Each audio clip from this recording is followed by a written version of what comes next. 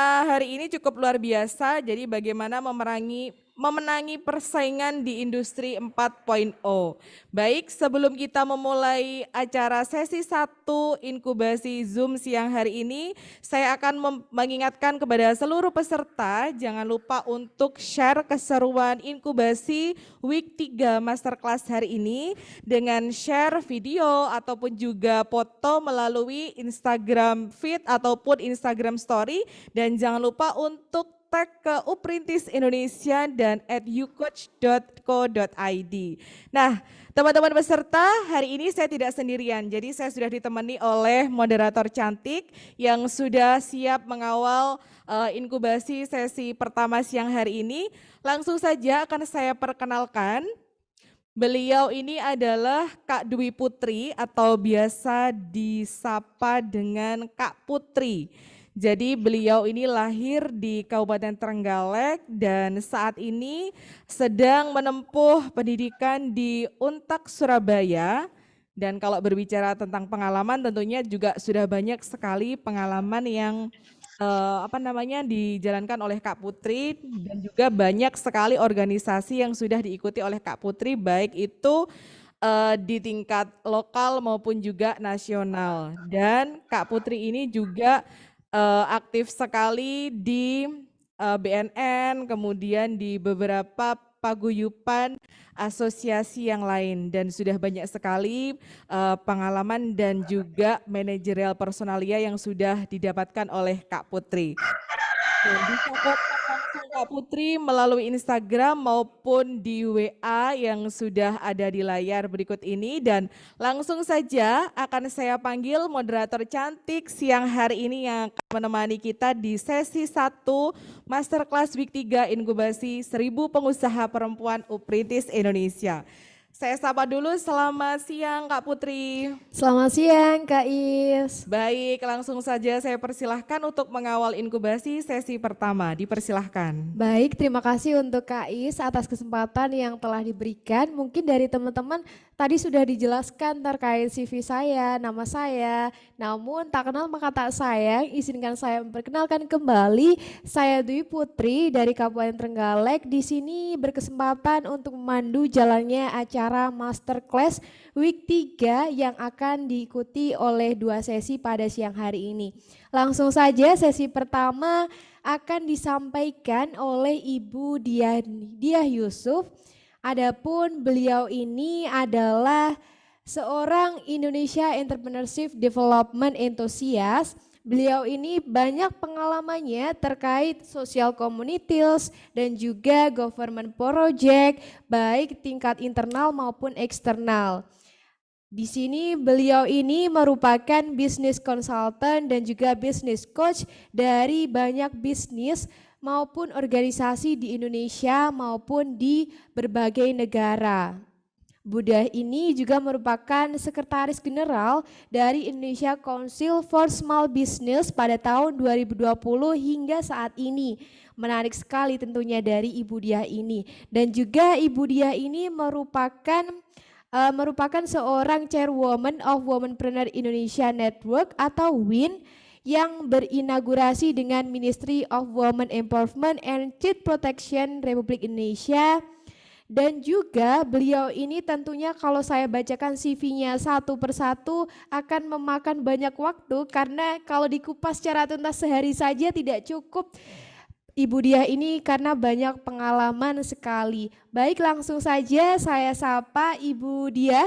Selamat siang Ibu. Selamat siang Mbak Dwi dan teman-teman lainnya di forum yang sangat luar biasa ini. Terima kasih Ibu. Baik, langsung saja untuk Ibu Diah dipersilahkan untuk sharing session pada Masterclass Batch 2 Week 3 Inkubasi 1000 Pengusaha Perempuan yang diselenggarakan oleh Uprintis Indonesia. Untuk Ibu Diah Yusuf, waktu dan layar dipersilahkan. Baik, terima kasih. Saya sudah dijadikan co-host ya? Sudah Ibu. Oke, baik. Sebelumnya mohon maaf teman-teman karena memang ada satu permintaan yang tidak bisa saya tolak ya dari Ibu Novita, dan itu baru tadi malam Saya habis vaksin nih sebetulnya, jadi mungkin persiapannya masih kurang maksimal. Jadi saya ambilkan untuk materi hari ini dari beberapa materi yang pernah saya sampaikan di beberapa workshop saya. Tapi nanti di endingnya nanti saya akan koordinasi sama Mbak Iis atau dengan Mbak Dwi ya. Saya rapikan dulu filenya baru bisa dibagikan ke teman-teman. Jadi karena saya nggak bisa nolak nih kalau udah Bu Novita yang minta, walaupun malam juga oke aja deh gitu. Oke, tapi semuanya akan kepada materi hari ini. Jadi penguatan fondasi kalau nggak salah ya Mbak Iis ya, Mbak Dwi ya, penguatan fondasi bisnis kita. Kita mulai dari sini dulu ya. Ini adalah masuk ke tentang mindset entrepreneurship-nya dulu nih. Jadi peserta dari mana aja ya? Semua sudah jadi pengusaha ini ya Mbak Dwi ya? Ini kebanyakan sudah jadi pengusaha, Ibu. Oke. Rata-rata usahanya apa nih Mbak Dwi? Atau teman-teman boleh nggak kita interaktif? Tolong perkenalkan. Tadi kalau saya sudah diperkenalkan sama Mbak Dwi, sama Mbak Iis juga. Boleh nggak teman-teman juga tulis di chat pengusaha apa aja yang ada di sini nih. Jadi saya bisa kenal juga nih. Boleh ditulis di chat nama dan usahanya mungkin. Yuk, walaupun siang harus tetap semangat ya. Boleh teman-teman menuliskan madu di Malang ya. Oke, fermentasi madu, menarik nih. Banyak enzimnya pasti ini ya nantinya ya. Terus ada lagi yang boleh memperkenalkan diri? Baru Mbak Suci nih. Mbak Rena di bidang sandal hotel. Kulit sapi ini biasanya buat ini ya, apa namanya, roti bluder nih aku jadi pengen ya. Roti bluder ini khas banget Jawa Timur ya. Mbak Sri Wahyuni dari Kediri. Baik, ini adalah perkenalan sekilas, tadi juga sudah dibacakan oleh Mbak Dwi. Jadi saya banyak bergerak di entrepreneurship, termasuk di dalam dan di luar negeri. Saya juga sebagai business owner dari Gria Darumadani dan satu aquaculture. Kemudian saya juga ada beberapa brand yang saya kerjasamakan dengan beberapa pihak. Ini ketika saya diminta untuk mengisi tentang entrepreneurship di berbagai negara, ada di Egypt, di Kairo, di Australia, dan seterusnya. Nah setelah itu ngisinya online ya, karena masih COVID. Maaf Mbak Dwi, ini suaranya berisik banget nggak? Soalnya saya lagi di kafe. Kedengeran nggak suara saya, jelas nggak? Walaupun berisik, tapi suara Ibu Dia ini tetap menggema sangat jelas Ya, sekali, Ibu. semangat. Oke, baik, terima kasih. Nah, ini tadi penjelasan tentang ICSV, tapi ini kita skip aja, kita langsung masuk ke. Nah, ini perlu kita ketahui karena positioning kita ya, positioning teman-teman semua ini ada di mana? UMKM. Kalau dibilang UMKM Indonesia, pengusaha mikro, kecil, dan menengah. Nah, nanti teman-teman bisa akses kepada diri teman-teman sendiri, teman-teman ini ada di mana dari tiga ini gitu ya. Kalau mikro itu adalah modalnya kurang dari 1M, kemudian penjualan 1 tahun adalah 2M. Omsetnya itu masih masuk ke dalam pengusaha mikro. Kemudian kalau pengusaha kecil itu yang sudah punya modal 1 sampai 5M ataupun yang penjualannya sekitar 160 sampai 1,2M per bulan. Nah, kalau sudah masuk ke menengah adalah di penjualan sekitar 15M sampai 50M per tahun atau sekitar 4M per bulan. Nah, tentunya inkubator YouPrintis ini ingin sekali menaik kelaskan teman-teman dari mungkin yang saat ini masih di mikro atau bahkan di ultra mikro gitu ya, bisa sampai ke mikro atau kecil dan seterusnya. Karena di sini pasti penanganannya berbeda, kasusnya berbeda, challenge-nya juga berbeda. Nah, dengan teman-teman juga bergabung di kegiatan YouPrintis, ya saya juga sangat mengapresiasi kegiatan ini. Maka ini akan, jadi negara kita ini sebenarnya perlu menaik kelaskan dari mikro ini ke kecil ya, supaya strukturnya itu tidak piramida begini. Jadi harusnya strukturnya itu piramida terbalik. Jadi mikro ini harus betul-betul dinaik kelaskan menjadi kecil. Nah, dengan teman-teman komitmen untuk menjadi paling tidak di sini nih di tengah ini ya yang penjualannya 1,2M per bulan rata-rata, maka ini akan membantu menaikkan GDP dari Indonesia. Saya bisa CCTV dengan kamera yang begitu banyak. Ya. Kemudian UMKM sendiri itu kontribusinya kepada GDP Indonesia itu sekitar 60% ya. Sekitar 60%, dan ini sudah ada penelitiannya. Oke, saya masuk langsung ke ini, teman-teman sudah tahu juga semuanya. Nah, teman-teman bisa akses juga di bisnisnya masing-masing. Apakah ini masih menjadi sesuatu yang teman-teman alami ya? Jadi menurut penelitian ada 3 main issues yang UMKM itu face atau mengalaminya. Yaitu pertama adalah high operational cost, kemudian difficult to drive revenue growth, dan kemudian ada competitive dan scale barriers. Nah, kemudian diperparah dengan adanya COVID-19 sehingga sales-nya itu berkurang, kemudian capital-nya juga menurun gitu ya, dan kemudian ada distribusi karena jalur-jalur distribusi karena mungkin petugasnya COVID gitu ya, atau kayak kemarin kita impor susah gitu ya, ekspor pun susah karena nggak ada kontainer, maka ini menjadi satu kendala juga. Nanti dari sini kita akan ngomong tentang digital, tapi mungkin digitalnya akan dibahas di lain waktu ya. Tentang digital. Nah, siapa sih sebenarnya entrepreneur itu gitu? Kita masuk ke mindset nih yang teman-teman juga harus pahami. Siapa sih sebenarnya entrepreneur itu gitu ya? Entrepreneur itu ternyata hanya 3 hal ini saja yang harus dipahami oleh teman-teman. Yaitu opportunity seeker, bagi orang yang selalu mencari opportunity walaupun di pandemi seperti ini. Makanya di pandemi seperti ini ada yang bisnisnya naik gitu ya, ada juga yang turun gitu. Nah, ketika yang naik ini kalau kita lihat itu memang mereka mencari peluang-peluang di dalam keadaan seperti ini. Makanya sebenarnya kalau kita sebagai entrepreneur itu tidak ada keluhan ya, kenapa pandemi, karena sebenarnya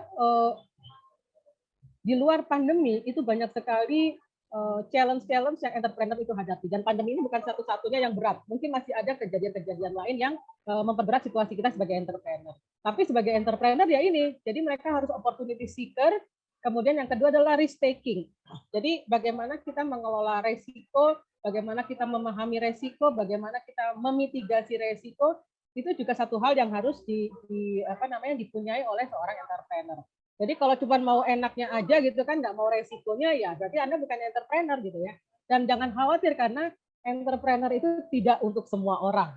Tapi ketika Anda sudah terjun menjadi entrepreneur, ya Anda harus tiga-tiganya ini harus Anda kuasai semuanya gitu ya. Yang ketiga adalah kolaborasi. Jadi ketika Anda sudah melabelkan diri Anda sebagai entrepreneur, maka mau nggak mau Anda harus berkolaborasi. Karena apa? Kita ini bukan superhuman gitu ya. Kita pasti punya kelebihan, tapi kita juga punya kekurangan. Nah, kalau kemarin-kemarin saya menulis juga di beberapa artikel adalah bagaimana kita ini sebagai individu dan sebagai pebisnis atau sebagai unit usaha bisnis harus mencari sebenarnya kekuatan kita ini apa. Karena setelah kita tahu kekuatan kita apa, baik sebagai individu ya, ataupun sebagai unit bisnis, maka kita akan melihat opportunity itu dengan cukup jelas, karena kita tahu kekuatan kita. Nah, ketika kita tahu kekuatan kita dan kita tahu bahwa mungkin tadi ya, kita kalau tadi ngomongin digital, oh mungkin aku lebih jago produksi nih gitu ya. Tapi untuk digital marketing aku nggak terlalu jago nih gitu kan. Nah, maka di situ perlunya Anda berkolaborasi dengan yang lebih jago digital marketing. Misalnya gini, oh aku bisa lah digital marketing, tapi aku nggak jago untuk bikin konten gitu ya, karena aku nggak jago desain. Maka disitulah Anda perlunya berkolaborasi dengan yang jago desain seperti itu.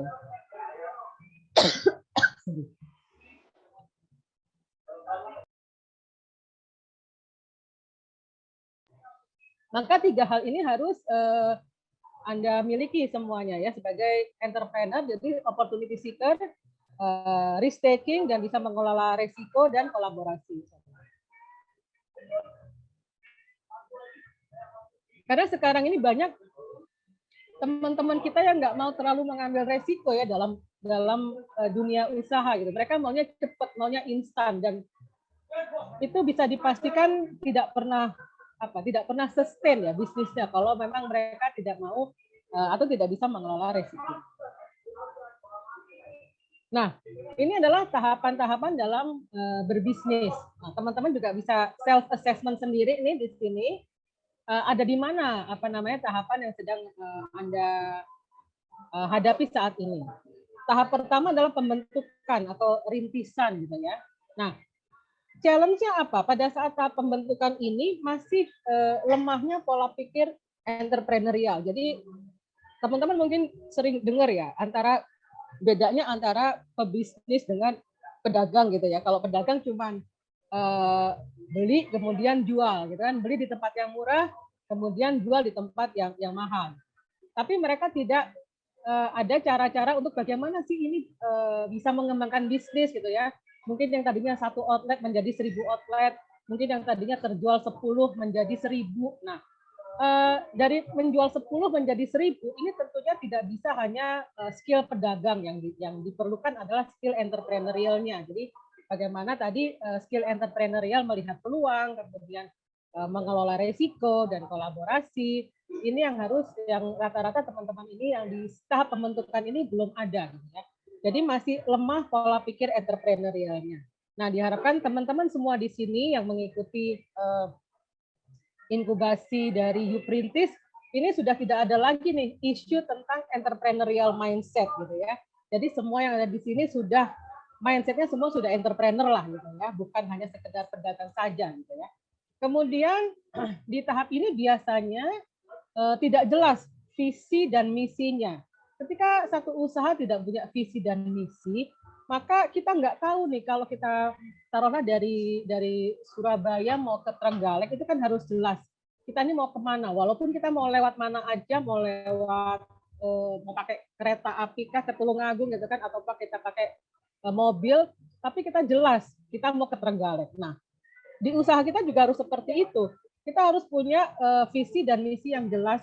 Walaupun nanti jalannya mau belok-belok, mau belok kiri dulu, mau belok kanan dulu itu nggak apa-apa gitu kan, karena itu nanti akan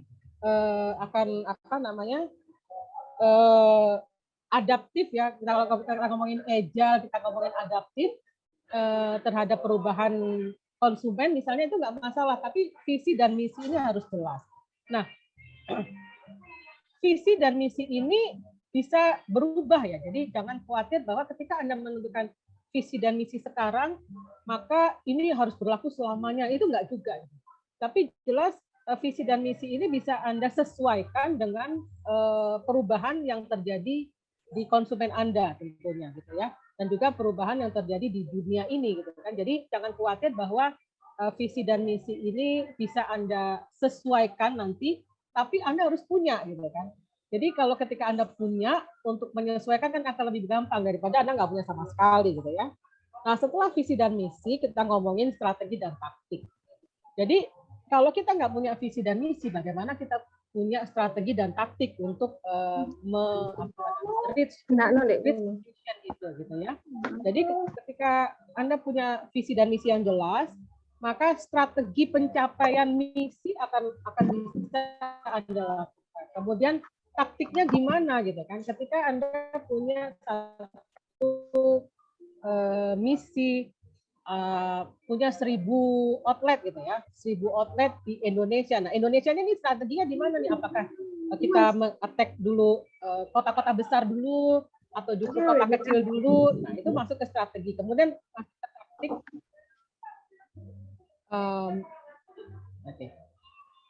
Kita ngomong ke taktik, nah pencapaian misalnya kita mau meng-attack di kota besar dulu, maka taktiknya harus seperti apa? Oh, kita harus bermain ke sosial media, target marketnya siapa, buyer personanya seperti apa. Nah, itu nanti akan dilanjutkan seperti itu. Jadi pertama adalah visi dan misi, kemudian Anda harus punya strategi dan taktik. Yang keempat adalah lemahnya perencanaan dan evaluasi. Nah, biasanya teman-teman di tahap pembentukan ini karena mungkin visinya nggak jelas gitu ya, strateginya nggak punya, akhirnya perencanaan dan evaluasinya juga jadi lemah gitu kan. Jadi teman-teman kalau ngomong perencanaan, saya sarankan teman-teman juga belajar tentang project management ya. Jadi bagaimana kita bisa punya timeline yang jelas gitu dan biaya yang jelas gitu kan ketika Anda ingin membuat satu produk baru misalnya.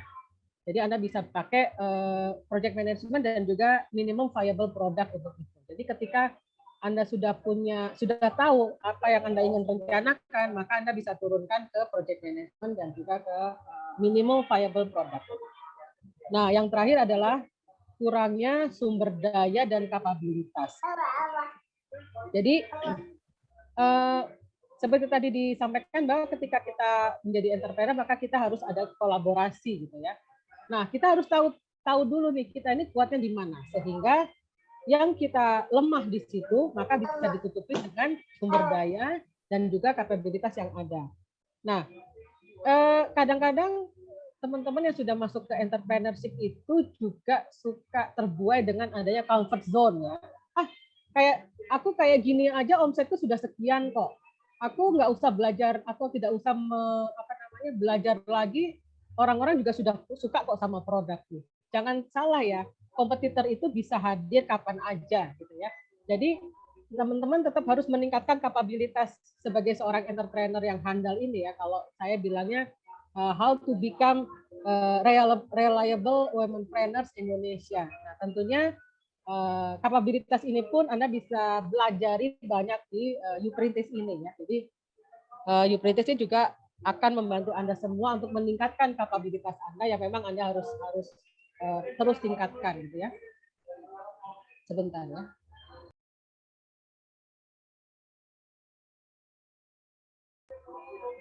Nah, yang kedua adalah di tahap operasional. Jadi setelah Anda membentuk satu unit usaha, kemudian ada di tahap kedua adalah operasional. Nah, ketika Anda sudah di tahap kedua ini, kadang-kadang itu tadi, Anda sudah merasa bahwa, oh produk aku sudah banyak kok yang suka gitu ya. Sudah banyak yang teman juga belajar ya bedanya branding, marketing, dan selling. Marketing dan selling mungkin nanti di lalu ya kita aja suka bosen gitu, apalagi karena kita ini human ya, memahami human juga. Ketika kita sendiri bosen, maka kita akan melirik yang lain kan. Nah, begitu juga dengan usaha kita, maka kreativitas dan inovasi ini harus terus dilanjutkan gitu. Nah, yang kedua adalah kurang kuatnya kepemimpinan. Makanya kami di Womenpreneurs Indonesia Network bersama Ibu Novita juga, yang kita kuatkan adalah leadership dan entrepreneurship. Karena ketika leadership dan entrepreneurship ini sudah kuat, maka kreativitas, inovasi, adaptif, kemudian agile, dan seterusnya akan ikut sendiri nih. Nah, teman-teman suka ngerasain nggak bahwa tidak semua tim yang Anda punya itu dalam tanda kutip nurut gitu ya, nurut kepada apa yang sudah Anda sampaikan gitu. Nah, di situ Anda harus lihat kepemimpinan semacam apa sih yang dibutuhkan oleh organisasi Anda, karena tipe-tipe pemimpin itu kan banyak ya. Nah, Anda harus juga assess nanti seperti apa sih leadership yang Anda miliki, dan di situ nanti dikuatin lagi gitu. Yang ketiga adalah profesionalisme. Jadi kadang-kadang walaupun kita masih kecil, tapi menjadi good governance gitu ya, itu harus sudah dilakukan sehingga itu sudah menjadi kebiasaan. Karena kalau nggak profesional dari awal, kalau nggak good governance dari awal, maka banyak sekali contoh yang mereka harus menyelesaikan masalah yang sebenarnya masalah ini tidak perlu terjadi ketika sudah diantisipasi sejak awal. Ini banyak sekali nih. Jadi misalnya laporan keuangan, ya, kemudian pencatatan, SOP. Nah, ini harus sudah Anda miliki sejak awal. SOP itu apa sih? Jadi standard operational procedure itu Anda harus, jadi bukan mencatat yang dikerjakan, tapi memperbaiki apa yang harus dikerjakan. Jadi Anda harus bikin idealnya dulu seperti apa, dan kemudian tim Anda yang melakukan. Nah, ini SOP itu bisa banyak ya, bisa banyak hal. Jadi misalnya SOP di kasir seperti apa, SOP di produksi seperti apa. Jadi di dalam satu usaha itu SOP-nya bisa macam-macam. Teman-teman sambil mungkin daripada nanyanya nanti terus lupa, silakan Anda tulis langsung di chat aja ya. Nanti saya jawab kalau ada pertanyaan. Nah, ini tadi kita sudah singgung juga tentang manajemen. Jadi ketika di tahap ini biasanya manajemennya karena mereka apa istilahnya tadi sudah di comfort zone, maka tidak diatur lagi tuh struktur organisasi ya. Maaf Kak Putri, suaranya masih di mute ya. Halo Ibu Diah, apa sudah bisa dilanjutkan kembali? Baik, sepertinya Ibu Diah ini masih ada kendala. Teman-teman jangan lupa untuk menuliskan pertanyaan ketika teman-teman kepikiran. Nanti kan ada sesi Q&A dibuka. Teman-teman tinggal baca nih kalau udah dituliskan di kolom room chat Zoom. Oh ya, teman-teman diingatkan kembali jangan lupa untuk share keseruan sesi Masterclass Week 3 pada hari ini di Instagram dengan tag Uprintis Indonesia dan juga Coach. Bagi teman-teman yang Instagramnya story-nya paling menarik, nanti pastinya akan di-repost oleh Uprintis Indonesia. Oh ya, ini teman-teman sepertinya pada belum menyalakan kameranya ya.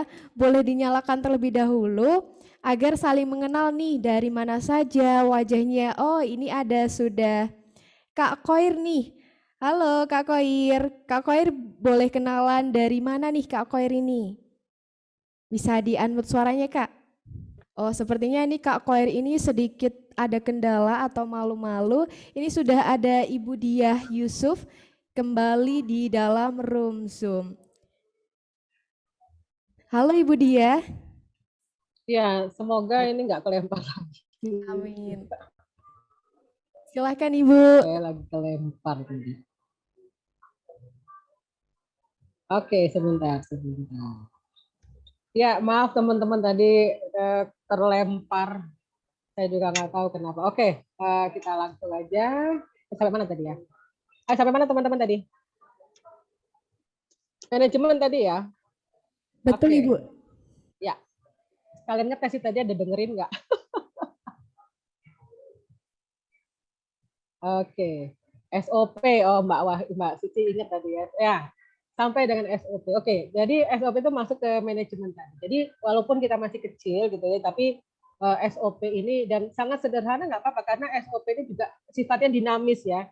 Jadi semua bisnis itu semua juga sifatnya dinamis. Jadi Anda jangan khawatir ketika masih ada yang kurang, Anda masih bisa perbaiki. Jadi jangan takut. Anda harus confidence lah untuk confidence. Jadi jangan justru masa kayak gini aja harus seperti ini dan seterusnya. Justru dari setelah Anda confidence itu maka Anda bisa melihat lebih jauh lagi. Yang ketiga adalah di tahap pertumbuhan ya. Di tahap pertumbuhan ini yang Anda juga harus lihat adalah perubahan lingkungan makro. Kalau contohnya itu yang paling gampang dipahami adalah ketika pandemi ini terjadi, kan pandemi ini kan tidak hanya di Indonesia gitu ya, tapi juga terjadi secara global. Maka shipment atau traffic perputaran barang dari luar negeri ini kan sangat terbatas ya, tidak seperti sebelumnya. Maka banyak sekali raw material yang tadinya kita dapatkan dari impor harus disubstitusi menjadi lokal gitu kan. Nah, kalau kita tidak melihat bahwa ada dampaknya perubahan lingkungan makro itu, maka tiba-tiba loh kok ini kok langka ya. Misalnya tadinya pakai apa ya? Misalnya kalau yang suka banyak sih sebenarnya kayak bahan-bahan kosmetik biasanya dari luar negeri gitu ya. Loh kok bahan ini langka ya? Kita nggak antisipasi nih bahwa ketika pandemi terjadi maka hal-hal seperti itu dimungkinkan juga nih untuk terjadi gitu kan.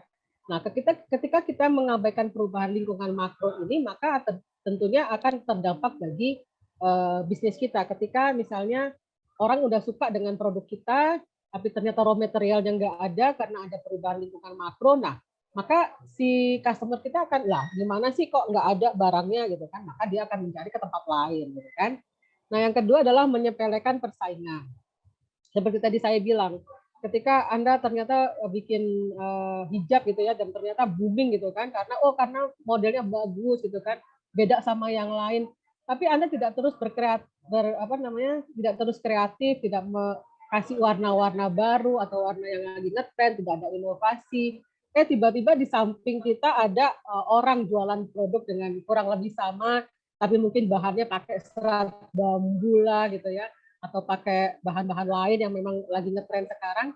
Nah, tiba-tiba customer pindah ke mereka gitu kan, karena Anda tidak melihat bahwa Anda nih tidak bermain sendirian di sini, maka Anda harus memetakan sebenarnya kompetitor Anda siapa saja. Kemarin saya baru nulis juga tentang bagaimana kita menjadi produk unggulan yang diminati oleh smart customer. Karena kenapa?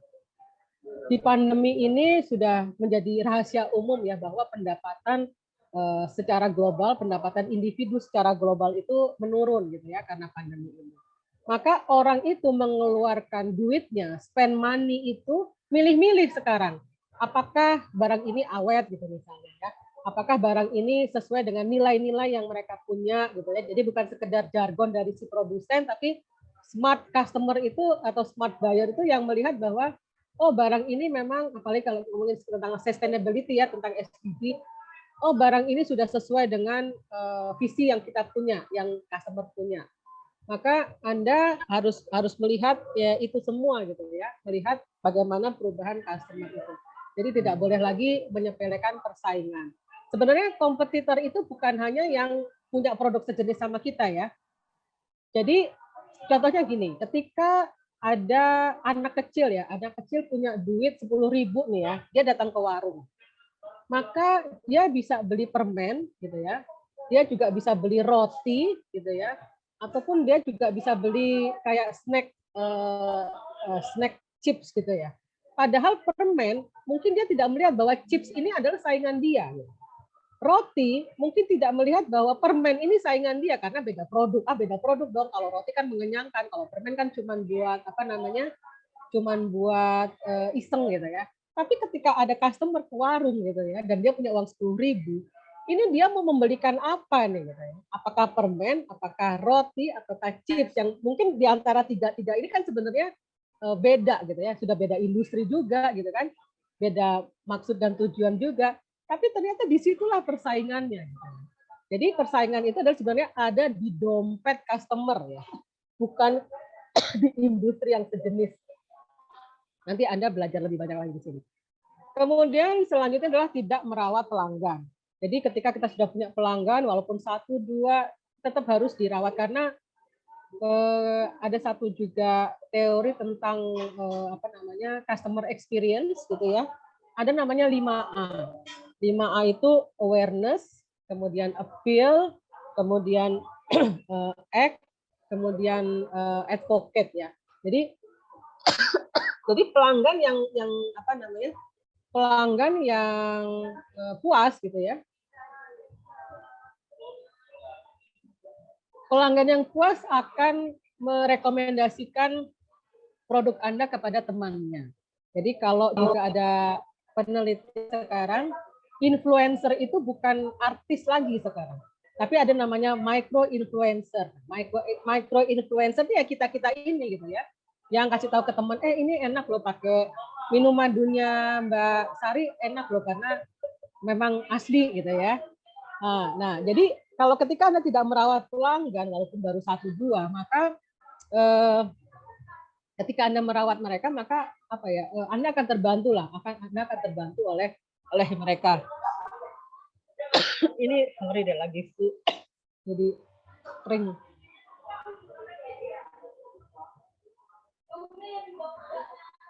Selanjutnya adalah mengabaikan produk dan merek. Nah, branding. Ada yang tanya gitu ya kemarin juga. Ini kan saya kan masih usaha kecil nih, apakah saya perlu membranding? Jadi tadi seperti saya sudah sebutkan ada bedanya antara branding, marketing, dan selling. Branding ini hubungannya kepada pelanggan tadi. Jadi bagaimana produk kita ini dipersepsikan oleh pelanggan. Jadi bukan dari kita yang ngomong, tapi bagaimana produk ini dipersepsikan oleh pelanggan. Ketika saya ngomong misalnya Avanza, oke? Saya ngomong Mercy, bisa nggak ditulis di chat? Bedanya apa tadi? Di persepsi Anda. Kalau Mercy itu apa? Kalau Avanza itu apa? Boleh ditulis dulu di kolom chat sambil saya mau minum dulu. Jadi bedanya Mercy sama Avanza. Silakan.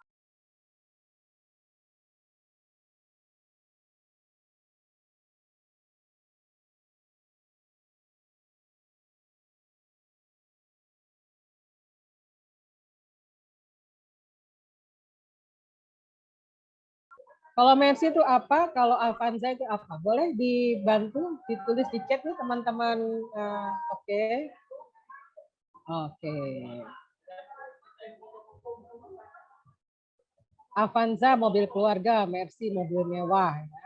Mercy mobil sedan papan atas, Avanza mobil harga terjangkau. Padahal sama-sama mobil ya. Oke. Ya, terima kasih. Nah, Anda mau beli nggak ketika Mercy tapi harganya Avanza? Mercy tapi dijual dengan harga Avanza, Anda mau beli nggak? Mobilnya Mercy tapi apa namanya? Tapi dijual dengan harga Avanza. Benar mau? Anda nggak curiga bahwa ada di dalamnya yang dikurangi justru gitu ya. Jadi kalau tas ya, tas Hermes gitu ya dijualnya murah gitu. Anda nggak curiga kalau itu palsu gitu. Nah, itu adalah bagian dari branding tadi gitu. Jadi di benak pelanggan. Mungkin engine-nya tuh sama gitu ya. Mungkin engine-nya sama, tapi bagaimana mereka mengemas bahwa oh Mercy itu mobil mewah loh. Oh Avanza itu mobil keluarga loh gitu ya. Itu adalah dari branding tadi. Kalau contohnya yang gampang juga Pocari Sweat ya. Pocari Sweat itu kan sebenarnya kan untuk infus ya. Tapi kegunaannya sama sebenarnya, tapi kemudian di branding dengan cara yang berbeda gitu kan. Sehingga karena di branding dengan cara yang berbeda, maka persepsinya menjadi berbeda. Oke, selanjutnya adalah balik lagi ke pada saat pembentukan tadi, seperti tadi saya sampaikan bahwa visi dan misi ini bisa tidak statis, tapi ini juga dinamis. Maka ketika kita ada di tahap pertumbuhan, maka kita harus meninjau ulang apakah visi dan misi kita ini sudah sesuai dengan perubahan zaman yang saat ini terjadi, gitu ya. Kalau sekarang ada NFT, ada kripto, ada metaverse dan seterusnya. Nah, apakah visi dan misi perusahaan kita ini sudah sesuai dengan perkembangan zaman saat ini? Maka ketika di tahap ini Anda harus melihat ulang, meninjau ulang visi dan misi udah masih relevan atau sudah ketinggalan zaman nih. Ketika sudah ketinggalan zaman, maka ya harus diperbaiki lagi. Caranya bagaimana nanti tanya sama Mbak Iis ya dari teman-teman di Perintis. Nah, kemudian tidak mentransformasikan model bisnis. Model bisnis itu seperti apa sih? Mungkin teman-teman sering dengar ya, bisnis model bisnis. Contohnya seperti ini yang gampang itu kita kasih contoh Gojek ya, Gojek dengan ojek pangkalan biasa. Ini sama-sama mengantarkan orang dari titik A ke titik B ya, transportasi kan. Ojek pangkalan dia juga nganterin orang dari titik A ke titik B. Kemudian Gojek pun mengantarkan orang dari titik A ke titik B. Tapi bisnis modelnya berbeda. Kalau Gojek itu dia tidak pakai motor dia sendiri gitu ya. Tapi kalau tadi ojek pangkalan dia pakai motor dia sendiri. Nah, inilah perbedaan dan perbedaan-perbedaan lainnya banyak sekali. Jadi Anda kalau ngomongin model bisnis bisa melihat yang sederhana dari perbedaan Gojek dan ojek pangkalan tadi. Nah, bagaimana dengan model bisnis kita? Kayak Madu misalnya tadi ya. Model bisnisnya seperti apa? Apakah dari peternak kemudian langsung ke di packaging dulu kemudian ke customer, atau bisa sebenarnya dari peternak langsung ke customer nih gitu ya. Kalau dari peternak ke customer seperti apa caranya gitu kan misalnya. Nah, ini adalah model bisnis yang juga kita harus melihat apakah relevan nggak dengan zaman saat ini. Dan satu lagi, kalau model bisnis ini sekarang yang lagi ngetrend itu adalah yang less asset. Jadi yang asetnya kita itu tidak perlu terlalu banyak. Kayak contohnya tadi Gojek ya. Gojek itu nggak punya aset. Jadi karena motor dan seterusnya itu yang key resource dia adalah bukan aset dia. Jadi kalau kita ngomong bisnis model kanvas ada namanya key resource. Nah, key resource dia salah satunya adalah motor, itu bukan aset dia. Sehingga di keuangan nanti di finansialnya tidak terbebani oleh mengelola aset tadi gitu ya. Nah, ini yang terakhir adalah orientasi digitalisasi yang lemah. Jadi ketika sudah masuk ke ketika sudah masuk ke pertumbuhan, maka dengan digital itu bukan hanya masuk ke e-commerce ya, bukan hanya masuk ke marketplace, maka dengan digital dengan kekuatan digital yang Anda masukkan dalam proses bisnis Anda, maka tentunya ini akan mempermudah dan mempercepat proses bisnis yang ada di dalamnya. Terutama buat teman-teman womanpreneurs nih, harus melek digital ya, supaya kita ini kan role-nya banyak ya, sebagai ibu, sebagai istri dan seterusnya, maka digitalisasi buat teman-teman womanpreneurs itu is a must ya. Jadi harus belajar banyak tentang digitalisasi.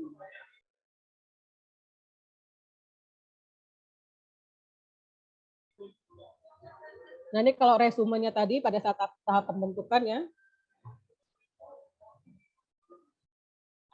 Jadi mulai dari visi misi itu apa yang mau dicapai, kemudian kapan dan bagaimana mencapainya, ini masuk dalam visi misi. Kemudian ketika kita masuk ke strategi bisnis, pasarnya di mana sih gitu ya, pasarnya madu nih yang banyak di mana sih, siapa sih target market saya, buyer personanya seperti apa, kemudian cara jualnya nih seperti apa sih, apakah direct gitu kan, ataukah mau pakai reseller atau seperti apa. Nah, ini apakah kita perlu mitranya siapa aja gitu kan. Nah, ini yang dinamakan dengan strategi bisnis. Kalau masuk ke taktik dan eksekusi, yang kita harus cermati adalah perubahan pasarnya seperti apa, kemudian ketika kita masuk ke digital marketnya seperti apa, dan sebenarnya pertanyaan ini bisa Anda terapkan juga, bagaimana produk saya sampai ke pelanggan saya. Nah, ini masuk ke dalam user experience, customer experience-nya di sini. Nah, ini ada contoh yang cukup menarik buat saya share di sini. Jadi ada tiga macam entrepreneur ya di sini ya. Ada yang dia sendirian gitu kan, sehingga sudah sampai sini padahal tapi dia sudah menyerah gitu kan. Padahal tinggal sedikit lagi nih dia berjalan tapi dia sudah menyerah gitu ya. Ada juga yang terlalu terlalu kerja keras gitu kan, sendirian kerja keras. Nah, ada juga yang nih menggunakan alat sehingga dia lebih smart ya. Dia working smart, dia menggunakan alat. Nah, alat ini bukan hanya sekedar alat ini, tapi contohnya di Uprintis ini Anda dibekali dengan banyak sekali alat sehingga Anda bisa menjadi lebih smart dalam bekerja.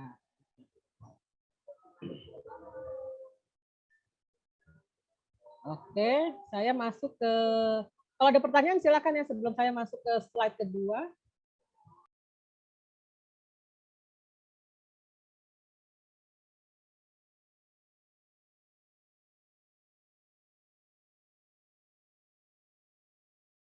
Kalau ada pertanyaan silakan, saya masuk ke slide kedua ya. Silakan Mbak Dwi, mungkin ada pertanyaan dulu dari yang tadi. Mungkin dari Bapak Ibu sekalian, apabila ada pertanyaan, boleh banget nih dituliskan di kolom room chat Zoom terlebih dahulu, yang nantinya akan dijawab oleh Ibu Dia.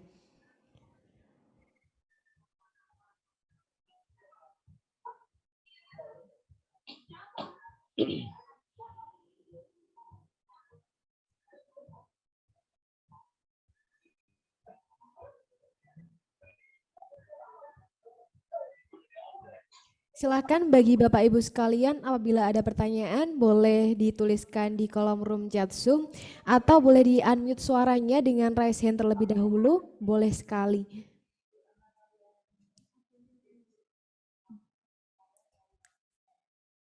Sebelah.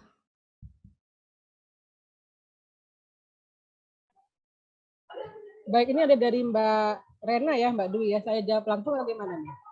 Boleh langsung dijawab sekarang Ibu. Iya. Bagaimana membuat produk kita menjadi unggulan dan banyak diminati?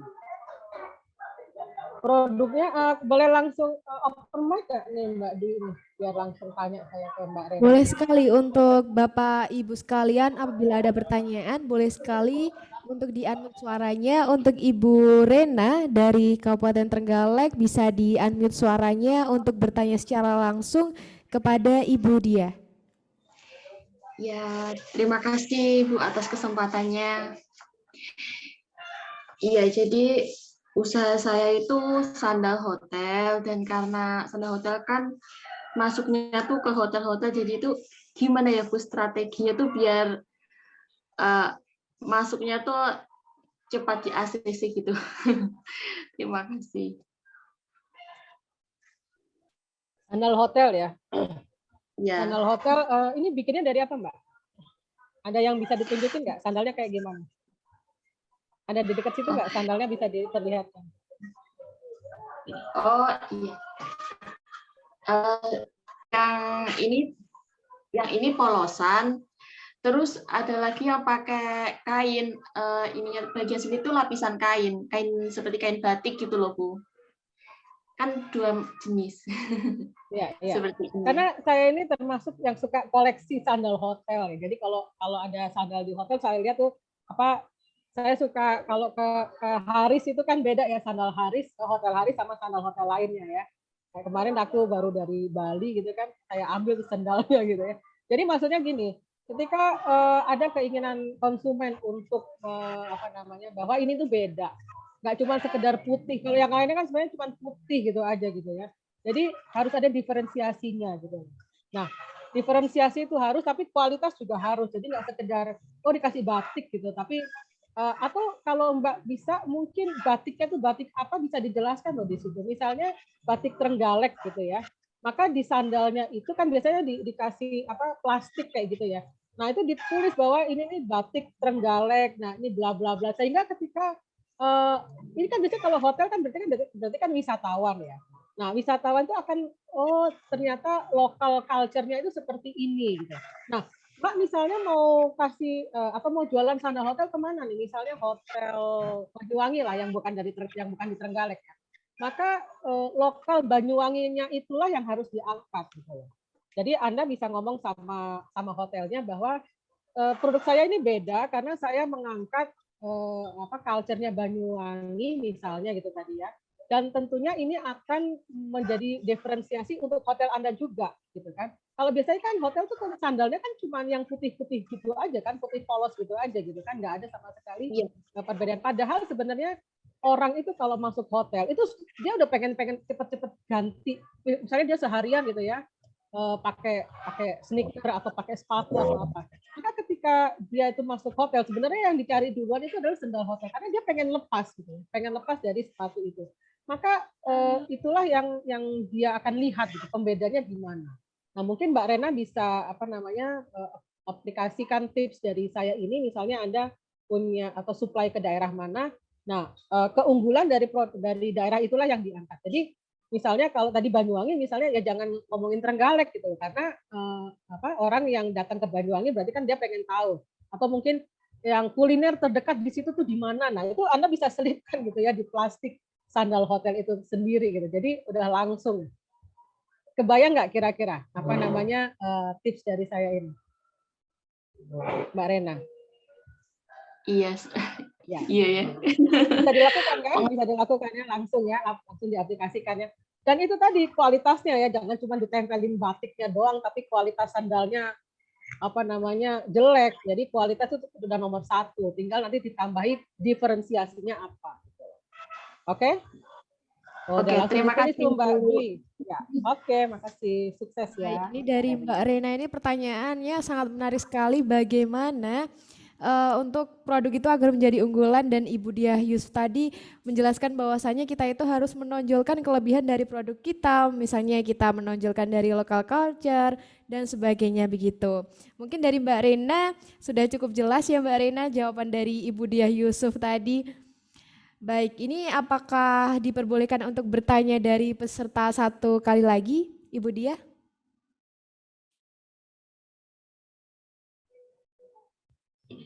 Silakan, Mas Tommy. Betul sekali. Ini ada mas-mas juga ya. Saya pikir ada cuman womenpreneur di sini. Bagaimana Ibu? Ada bapak-bapaknya juga ya? Ini Pak Tommy Betul, Krisnawan. karena ini ada bapak dan juga ibunya, biar stabil Ibu. Okay. Saya tadi nggak sapa bapak-bapaknya. Mohon maaf nih bapak-bapak.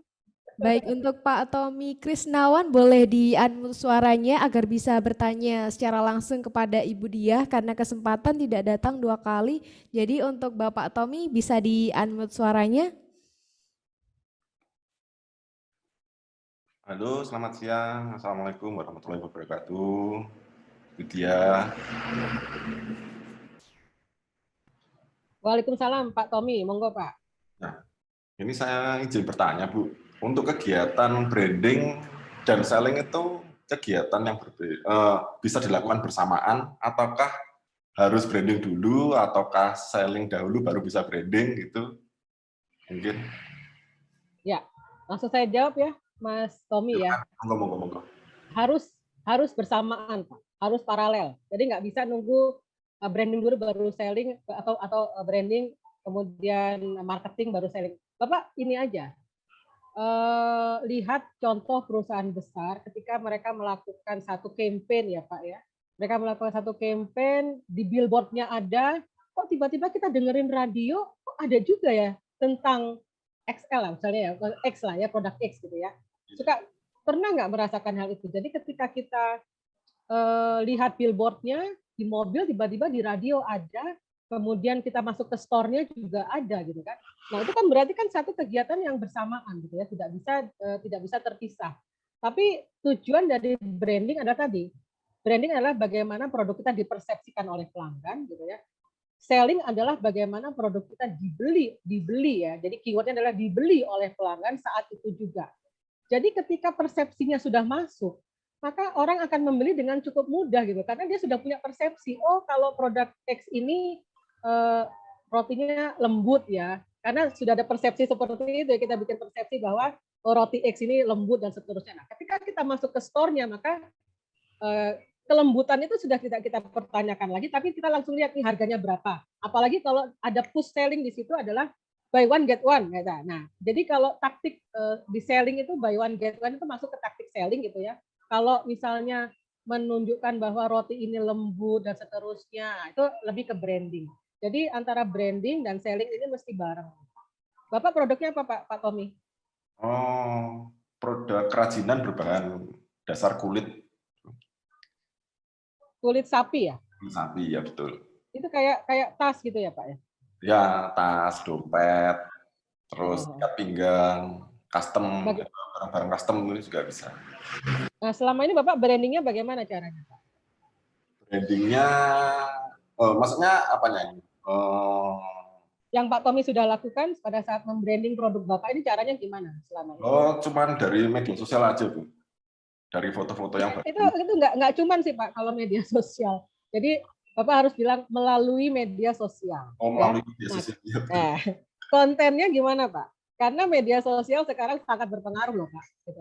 Iya, jadi bukan cuman ya Pak ya. Iya. Nah, tinggal bagaimana kontennya Pak? Oh, sejauh ini masih kan belum banyak nih Bu, SDM yang kita miliki. Jadi semua masih kita kerjakan sendiri dari mulai produksi, branding, kegiatan branding, terus marketing itu tadi masih dikerjakan sendiri Mas Yan.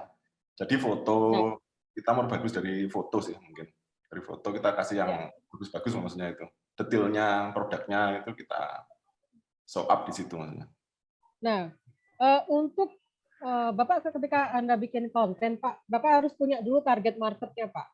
Jadi gini, karena produk kulit banyak ya Pak ya, Bapak kan nggak sendirian kan bermain di sini kan, ya kan? Nah, ketika Bapak membayangkan akan membranding produk Bapak itu, Bapak harus membayangkan ketika Anda membayar artis gitu ya, kira-kira artis mana sih yang cocok untuk produk Bapak?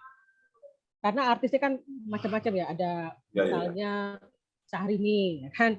Misalnya Via Valen ya. Nah, kira-kira yang cocok dengan karakter atau DNA produk Bapak ini siapa, Pak?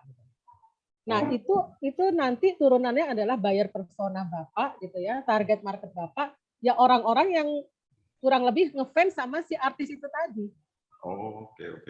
Misalnya kalau Syahrini ya misalnya ya kan kita sudah dia membranding dengan bling-bling misalnya kayak gitu ya, dengan apa pokoknya elegan, bling-bling segala macam.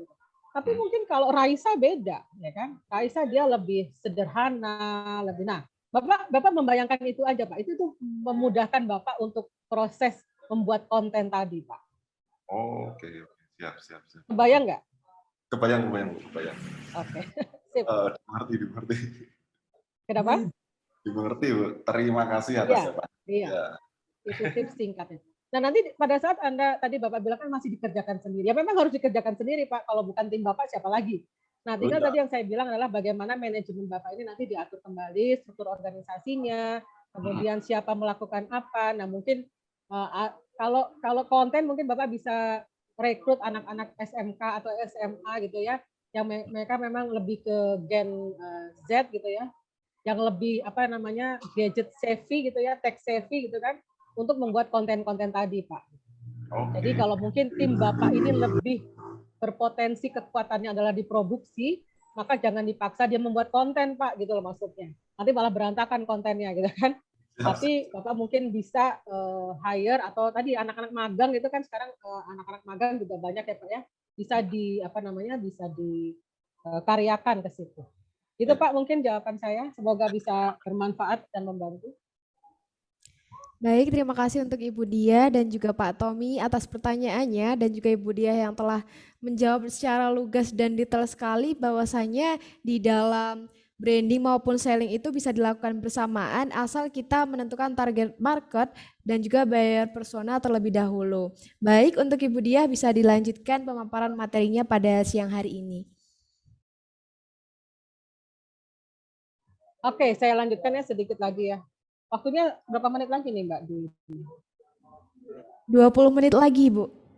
20 menit. Oke.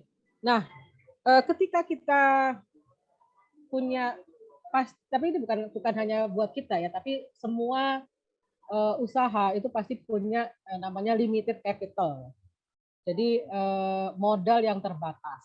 Itu bukan hanya kita ya, maksudnya bukan hanya teman-teman di small medium enterprise, kan batasannya 5M, 10M itu kan berarti ada batasan ya, tidak unlimited. Maka yang harus dilakukan adalah start small, start now, dan start right. Nah, kadang-kadang start right ini yang suka kita lupakan nih. Pokoknya sekarang aja, nanti gimana pokoknya kita pikirinnya nanti. Nah, coba kita rubah mindset kita menjadi start small, start now, dan start right. Karena ketika kita sudah memulai dengan benar di awal, maka ini akan memudahkan kita ke depan, gitu kan? Daripada pokoknya mulai, pokoknya harus mulai sekarang, tapi nggak ngerti caranya gimana. Nah, sekali lagi selamat buat teman-teman yang sudah bergabung di kegiatan ini, kegiatan Nuprintis ini, bahwa start right-nya ini sudah diberikan sejak awal, sejak sekarang ketika Anda mulai atau sedang melakukan bisnis di saat awal, ya. Nah, start small ini pun juga gini, ada namanya MVP ya teman-teman ya, minimum viable product. Ketika Anda tadi misalnya Pak Tommy dengan produk kulitnya ya.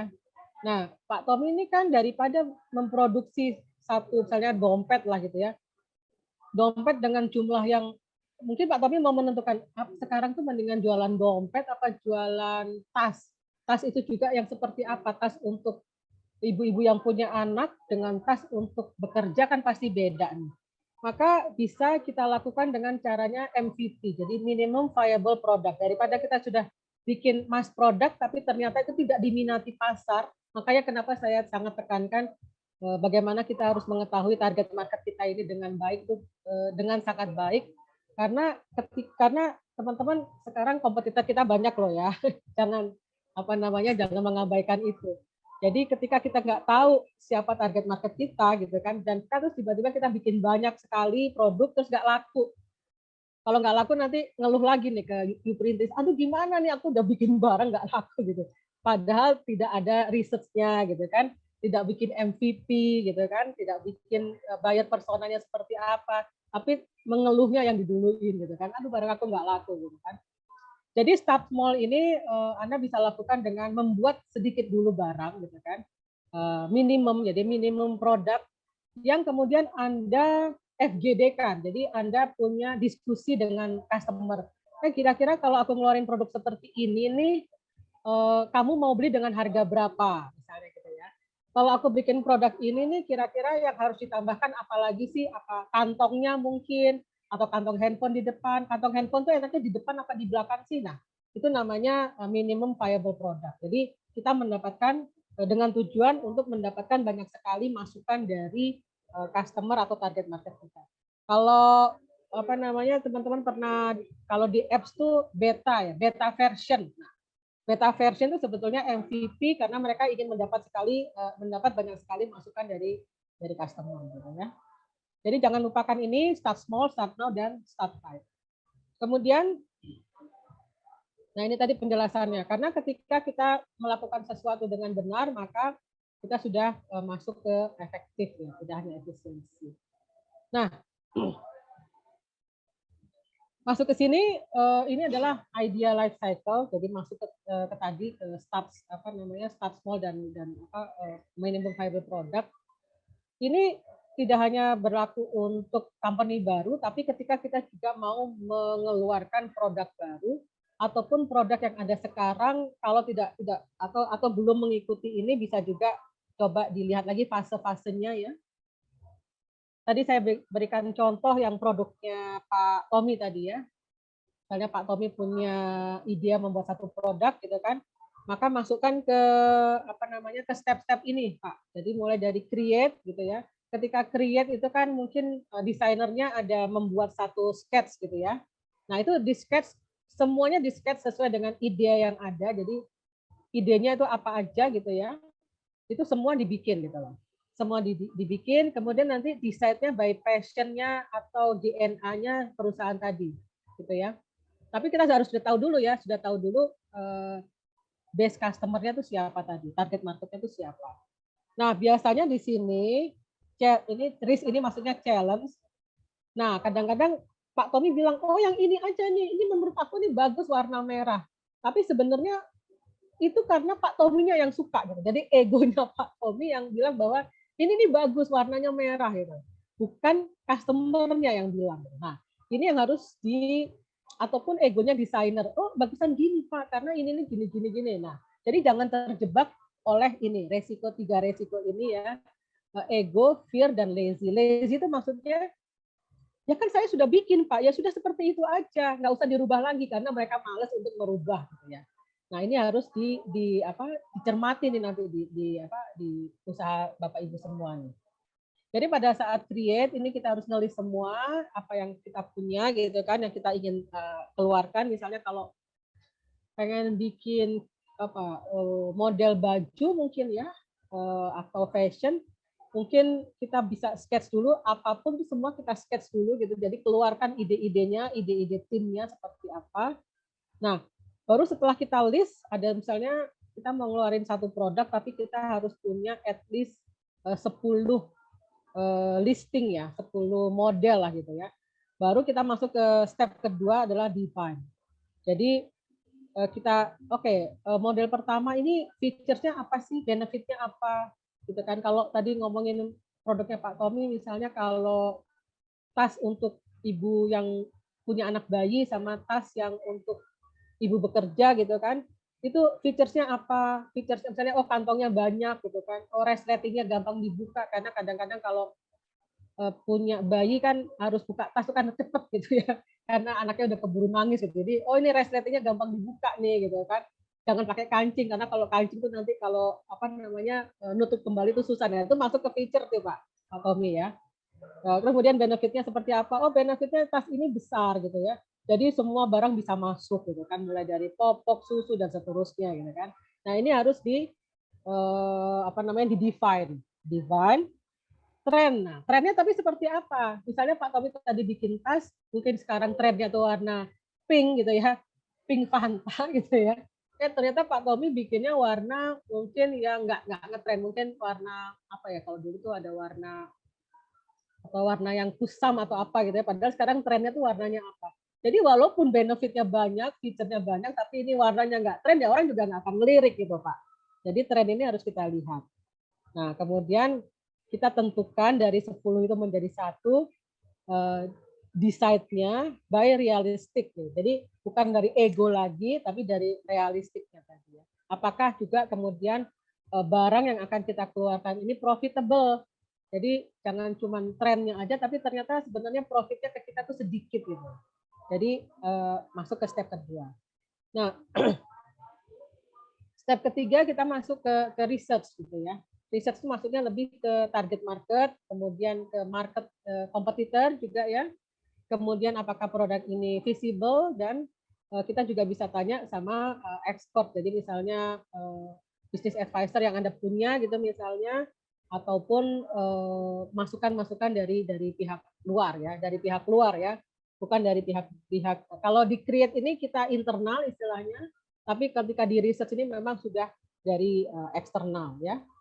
Nah, setelah sudah tergambar, oke, apa yang mau kita bikinlah itu namanya prototype tadi ya, masuk ke build.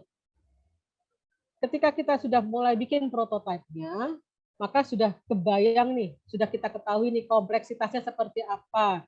Kalau bikin tas dengan tas sebesar ini kompleks apa namanya challenge-nya atau misalnya pada saat menjahitnya susah apa enggak gitu kan. Kemudian biayanya berapa, kemudian prosesnya seperti apa. Nah, pada saat build ini kita sudah tahu di sini.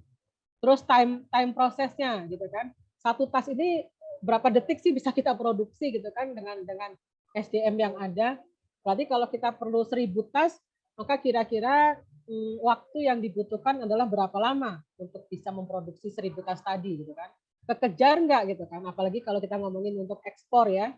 Kalau kita ngomongin ekspor, maka di sini time proses ini sangat-sangat perlu kita hitung. Selanjutnya adalah validate. Setelah kita punya prototype, maka kita tanya nih ke customer gitu kan, market fit testimoni ke mereka. Kita tes, benar nggak sih kalau ibu-ibu yang lagi punya anak bayi itu mau nggak sih beli produk saya gitu ya.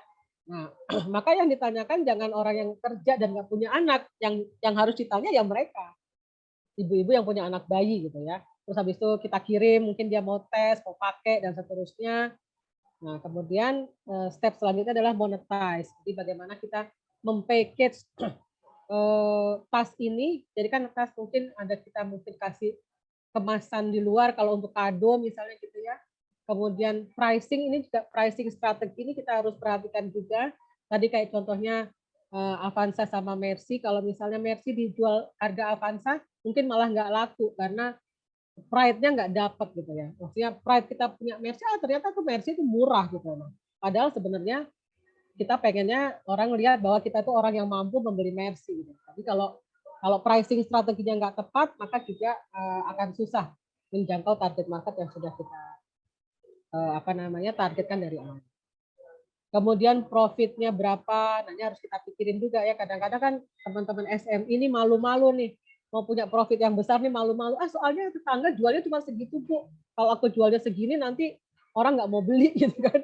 Pernah nggak teman-teman mikirin itu gitu ya? Padahal kalau teman-teman jual lebih harganya lebih tinggi, maka profit teman-teman ini kan juga lebih naik gitu kan. Tinggal bagaimana value-nya. Jadi ketika dijual dengan harga X plus gitu kan, dengan harga yang hanya X, tapi kan value-nya kan harus ada plus-plusnya tadi. Nah, value inilah yang harus teman-teman juga pikirkan, sehingga profitnya memang bisa lebih tinggi dibandingkan hanya menjual barang yang mungkin notabene sama tapi tidak ada value-nya. Gitu ya. Nah, timing dan channel-nya juga tepat, harus kita perhatikan. Saya mau cerita tentang timing sebentar ya. Timing itu momentum. Jadi sebelum kosmetik halal yang sekarang sudah banyak kita kenal ya sebelumnya, itu sudah ada satu produsen kosmetik yang mengeluarkan produk halal juga sebetulnya. Tetapi timingnya tidak tepat. Karena pada saat itu, pada saat hijaber belum bermunculan gitu ya. Kemudian awareness tentang halal juga belum ada. Jadi timing ini sangat menentukan. Jadi Anda juga harus melihat kapan saatnya Anda harus mengeluarkan produk tadi. Nah ini sih bukan hanya feeling tapi data tadi ya, riset tadi. Kemudian channelnya ini harus mau didiskusikan melalui apa? Apakah melalui online saja atau online offline atau mungkin kerjasama dengan toko atau hanya melalui sosial media. Nah channel ini juga harus menjadi satu pertimbangan. Nah setelah itu, setelah sudah bisa dimonetize, maka bagaimana grow-nya, bagaimana mengembangkannya, bagaimana expand-nya. Kalau misalnya saat ini Pak Tommy hanya menjual di Jawa Timur, bagaimana ini bisa menjual di Jawa Barat misalnya. Bagaimana ini bisa menjual di Sulawesi dan seterusnya. Bagaimana expand-nya. Apakah pada saat expansion itu perlu partnership gitu kan, perlu partner distributor di sana dan seterusnya. Bagaimana dengan tim kita gitu kan, dan tentunya competition. Terus yang terakhir nih kalau exit ini maksudnya IPO ya, bagaimana perusahaan kita bisa melakukan IPO sehingga kita bisa exit, bisnisnya udah ditinggal tapi kemudian kita mikirin bisnisnya yang lain. Gitu. Ini yang dimaksud dengan exit. Oke, next ini nanti dibikin aja sendiri ide bisnis ya tadi kalau ini ada, karena waktunya nggak cukup. Nah, ini saya punya 60 question list ya. 60 pertanyaan untuk Anda semua strengthen your business and sharpen. Jadi bagaimana Anda menajamkan ya, menajamkan bisnis Anda sendiri. Apa sih visi besarnya?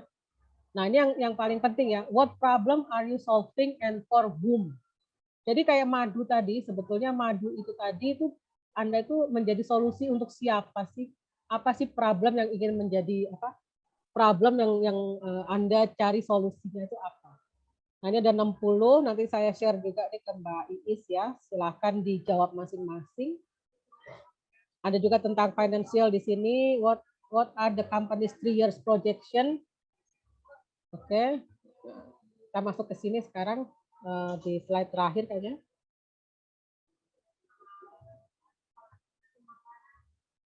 Kembali kepada tema dari masterclass hari ini ya. Jadi bagaimana fondasi teman-teman bisnis dari teman-teman, Anda bisa pakai namanya Lean Canvas ini. Jadi problem. Jadi kita mulai dari problem. Jadi teman-teman itu kalau punya produk jangan mulai dari kita bisa bikin apa. Karena ketika kita bisa bikin apa, contohnya Yakult ya. Yakult itu penetrasi ke market sekitar 40 tahun. Karena mereka bisa menciptakan bakteri baik, tapi perlu edukasi gitu kan. Perlu edukasi kepada konsumennya sehingga itu perlu waktu sekitar 40 tahun lamanya. Nah, buat kita ini yang mungkin ada keterbatasan sumber daya dan juga keterbatasan modal, maka kita bisa langsung bypass dengan sebenarnya problem di masyarakat itu apa dan solusi apa yang bisa kita berikan kepada mereka melalui produk kita. Nah, jadi problem ini bisa Anda list. Misalnya tadi kalau aku contohin tadi contoh tas tadi ya, kita masih ngomongin tasnya Pak Tommy. Ada ibu-ibu punya anak baby, biasanya kan dia perlu tas yang besar gitu ya. Nah, problemnya itu apa sih? Oh, biasanya karena tasnya tuh nggak stylish gitu. Kalau dulu saya punya anak kecil tuh, padahal kan yang megang, yang bawa kan ibu-ibunya ya. Kenapa tasnya itu justru nuansanya ke kanak-kanakan gitu kan? Padahal ini bukan buat anak-anaknya kan, ini kan dipakai oleh ibu-ibunya gitu kan. Jadi waktu itu saya nggak nemu itu justru dulu ya, waktu berapa puluh tahun lalu ya. Tas yang justru tas kulit gitu ya, tapi tetap stylish ketika saya pergi bawa anak bayi saya gitu kan. Nah, problem ini yang kemudian Anda carikan solusinya tuh Pak Tommy gitu. Ataupun problem-problem misalnya kalau problemnya orang kantoran yang bawa laptop gitu ya. Itu biasanya dia harus bawa dua tas, biasanya tas jinjingnya dia sama tas laptopnya dia.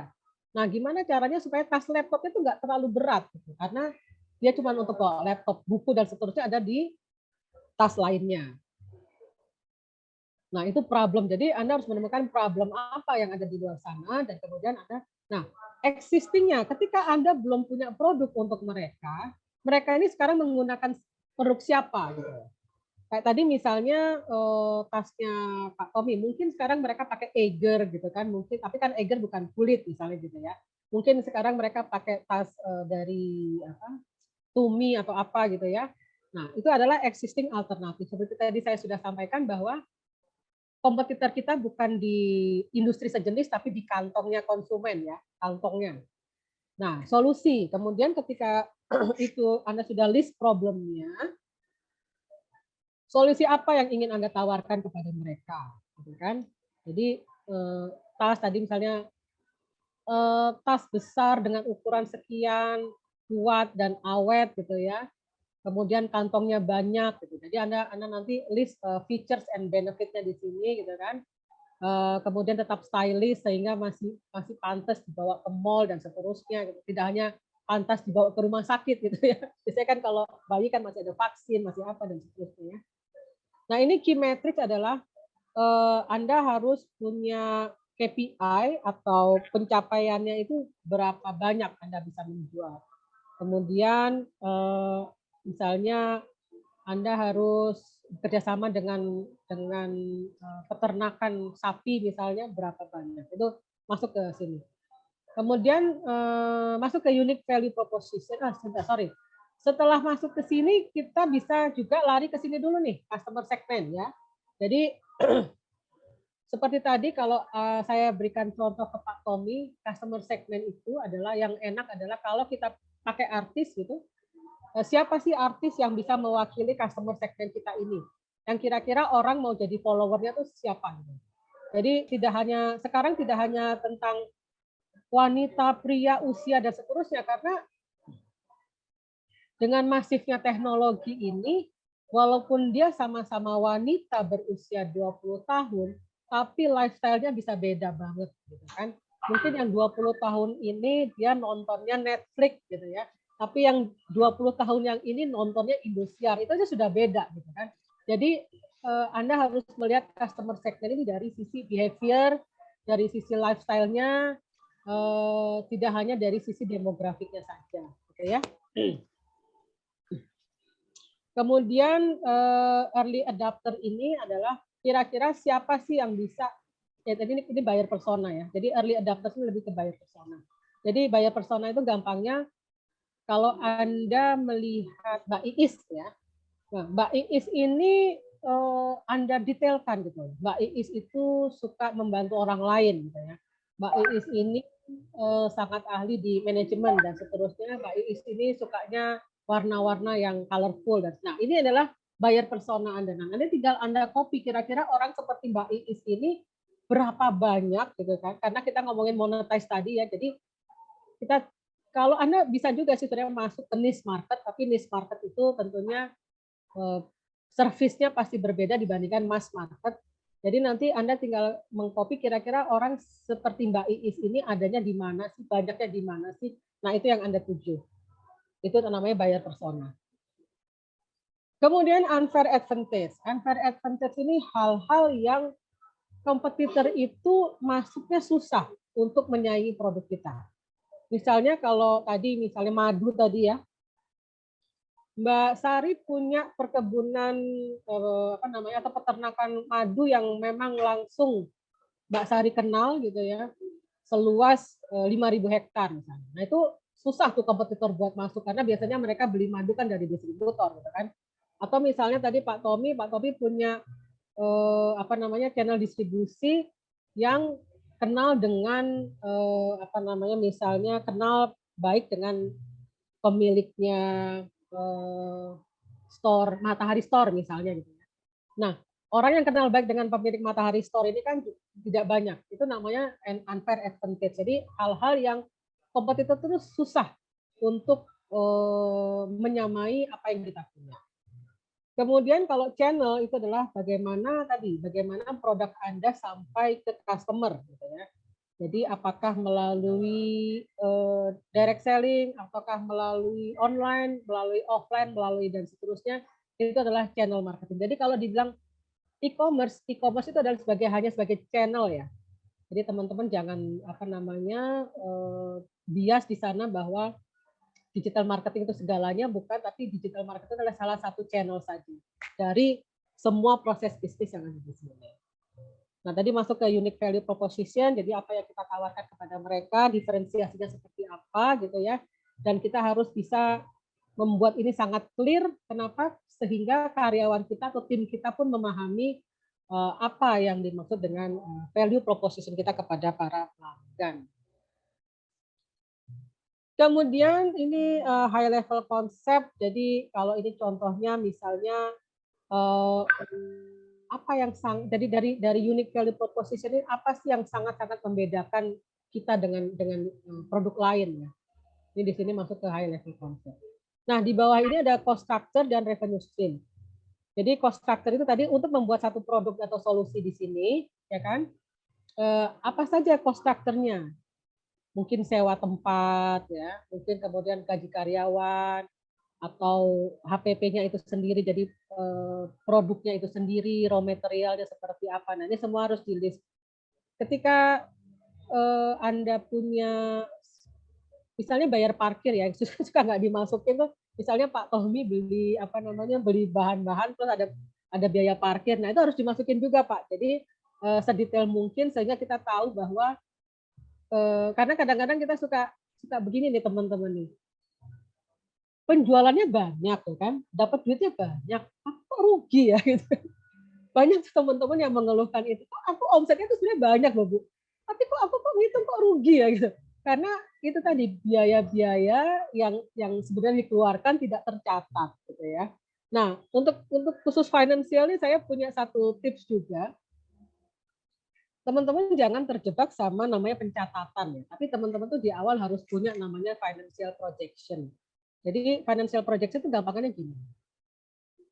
Ketika kita jualan pisang goreng gitu ya, nah, kita jualan pisang goreng, bulan depan ini kita mau untung 2 juta nih, gitu kan.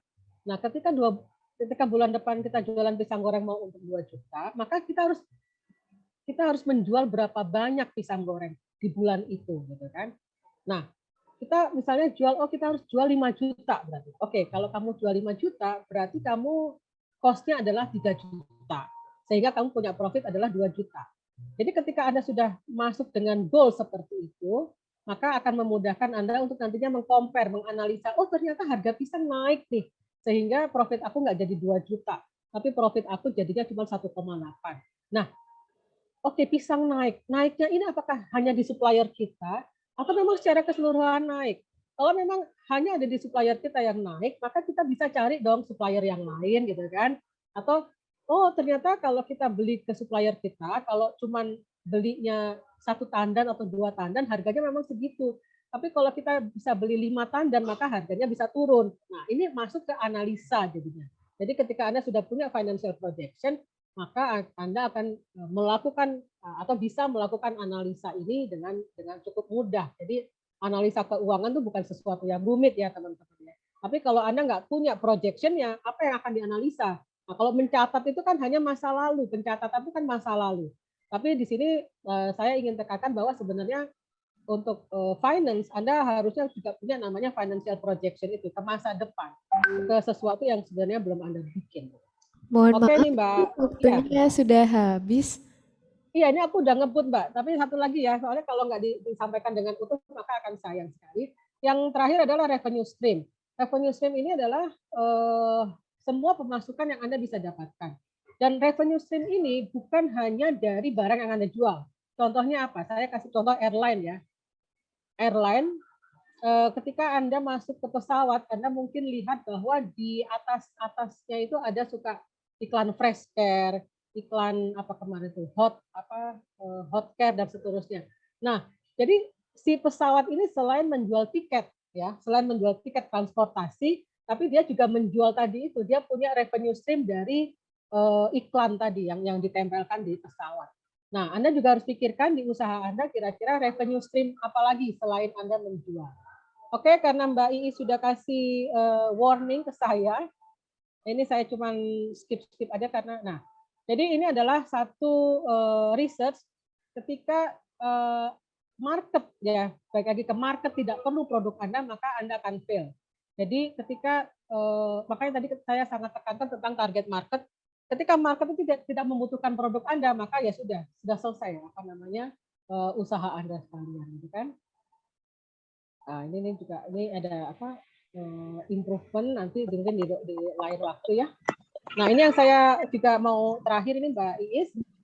Saat ini Anda harus mengcapture saat ini ada di mana, kemudian goals-nya apa, kenapa Anda mau punya goals itu, kemudian bagaimana Anda melakukannya, dan kapan. Kapan ini nggak boleh ditinggalkan. Nah, ini yang Anda bisa terapkan di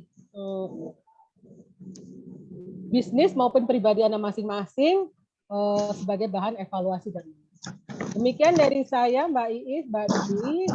kalau ada pertanyaan, mungkin masih ada waktu ya. Terima kasih. Oke. Baik, terima kasih untuk Ibu Diah Yusuf atas pemaparan materinya yang sangat menarik. Namun karena terbatasnya waktu untuk sesi masterclass kali ini, karena tadi sudah ada beberapa pertanyaan yang dibahas, mungkin teman-teman nantinya jika ada pertanyaan bisa sharing-sharing di grup ya, di grup untuk masterclass kali ini. Baik, Ibu Diah, izinkan saya untuk membacakan dari kesimpulan atas pemaparan materi yang sangat menarik yang Ibu Diah sampaikan pada siang hari ini, bahwasannya di dalam berwirausaha itu penting sekali untuk menanamkan mindset untuk kita itu agar tumbuh, bagaimana itu piramida UMKM itu agar terbang bukannya terbalik. Kemudian wirausaha itu harus adalah seorang yang mencari petualang. Teman-teman ini harus bisa mencari opportunity seeker, kemudian harus bisa tidak takut untuk ketika menghadapi resiko, kemudian harus bisa berkolaborasi. Kemudian dalam tahapan bisnis itu ada pembentukan, operasional dan juga pertumbuhan. Kemudian ketika teman-teman ini mempunyai ide, teman-teman ini harus meriat, kemudian define, research, dan juga build, validate, dan monetize, dan juga tentunya bertumbuh. Tentunya pemaparan materi dari Bu Diah Yusuf tadi sangatlah menarik bagi kita ketika Bapak Ibu sekalian ini usahanya agar bertumbuh, karena mindset itu yang paling penting ditanamkan terlebih dahulu. Baik, karena sesi untuk Ibu Diah Yusuf ini pada Masterclass Week 3 di Uprintis Indonesia pada siang hari ini sudah habis, nanti bisa teman-teman bisa mengerjakan tugas yang telah diberikan Ibu Diah Yusuf akan di-share di grup WhatsApp. Baik, terima kasih untuk Ibu Diah Yusuf, terima kasih atas materi yang telah diberikan pada siang hari ini. Mungkin dari Ibu Diah Yusuf ingin berpesan sebagai penutup dalam sesi Ibu Diah Yusuf pada siang hari ini terlebih dahulu. Ya, baik. Sekali lagi terima kasih Ibu Novita yang sudah mengundang saya. Bukan mengundang, saya menodong saya tadi malam. Tapi saya bilang saya nggak bisa pokoknya kalau Bu Novita minta saya mesti hadir lah. Ya, terima kasih sekali. Dan buat teman-teman, persaingan itu sekarang sangat ketat ya. Anda semua yang sudah berkomitmen menjadi entrepreneur, Anda harus selalu menaikkan kapabilitas Anda, kompetensi Anda, dan menjadi yang terbaik. Demikian dari saya, Mbak Bi. Saya juga setelah ini izin pamit. Wassalamualaikum warahmatullahi wabarakatuh. Waalaikumsalam warahmatullahi wabarakatuh. Terima kasih Bu Diah Yusuf. Sebelumnya mohon izin untuk berfoto terlebih dahulu karena tanpa diabadikan itu rasanya kurang sekali ya Ibu. Sudah mengikuti masterclass tapi namun belum diabadikan, ini sayang sekali. Untuk Bapak Ibu sekalian dipersilakan untuk menyalakan kameranya terlebih dahulu. Boleh juga ini diabadikan secara pribadi oleh Bapak Ibu sekalian, kemudian di-share di Instastories Instagram agar bisa di-repost oleh Uprintis Indonesia. Baik, dalam hitungan ketiga Putri bantu berhitung sebelum berfoto. 1, 2, 3. Satu kali lagi. 1, 2, 3. Satu kali lagi, yang terakhir. 1, 2, 3. Baik, terima kasih untuk Ibu Diah Yusuf sudah berkenan sharing pada siang hari ini di Uprintis Indonesia pada siang hari ini. Terima kasih Ibu Diah.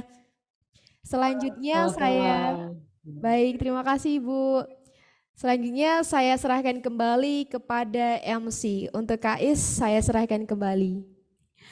Baik, terima kasih Kak Putri yang sudah memandu jalannya inkubasi sesi pertama dengan bisnis coach kita siang hari ini Ibu Diah Yusuf. Terima kasih banyak Ibu Diah Yusuf yang sudah memberikan banyak sekali insight kepada seluruh peserta 1000 inkubasi pengusaha perempuan, dan juga paparan materinya senantiasa berbobot ini kalau sudah Ibu Diah gitu ya. Baik, saya mengingatkan kembali kepada seluruh peserta, Bapak Ibu yang kami hormati, jangan lupa untuk share keseruan mengikuti inkubasi siang hari ini, untuk share di Instagram maupun juga di feed Instagram masing-masing. Jangan lupa untuk tag ke Instagram @uprintisindonesia ataupun juga ke @youcoach.co.id. Nah, saya akan memberikan waktu 5 menit untuk teman-teman bisa share dan posting di Instagramnya sekarang. Kami tunggu.